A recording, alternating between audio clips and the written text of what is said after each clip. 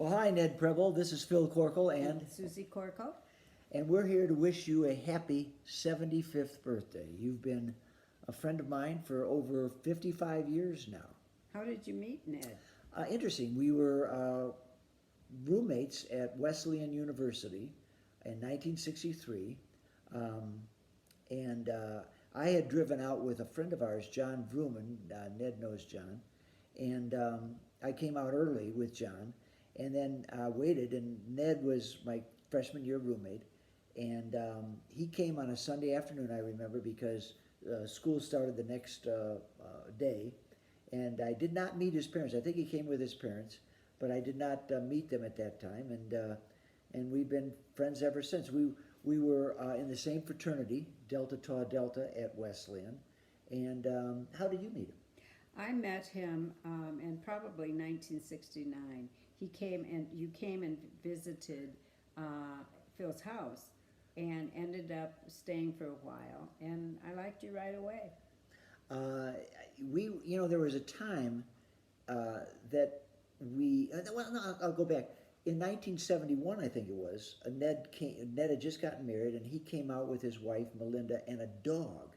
And they came to Chicago and visited us. And Remember that? I spent quite a bit of time with the dog. The three of you went to Como Inn for dinner, and I had surgery for wisdom teeth and not doing well. And so the three of you went to Como Inn without me, and I stayed with the dog.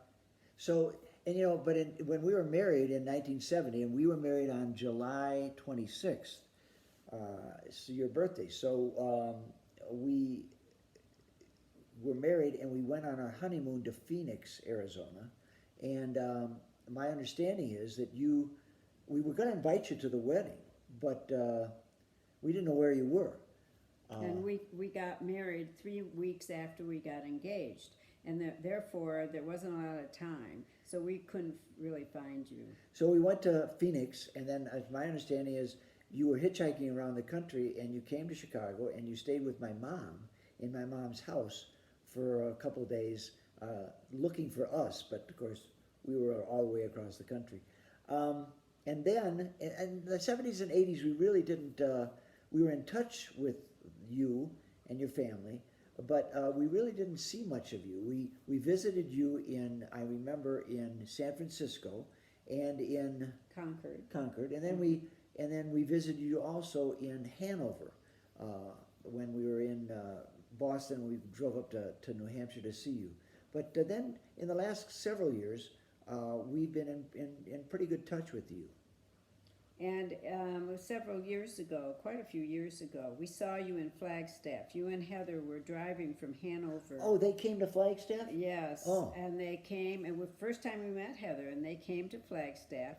And what happened? I have a rule, 2 nights, 3 2 days, two that's days. how long our guests stay. But they stayed 2 nights, and then it was like, well, I think we'll stay another night.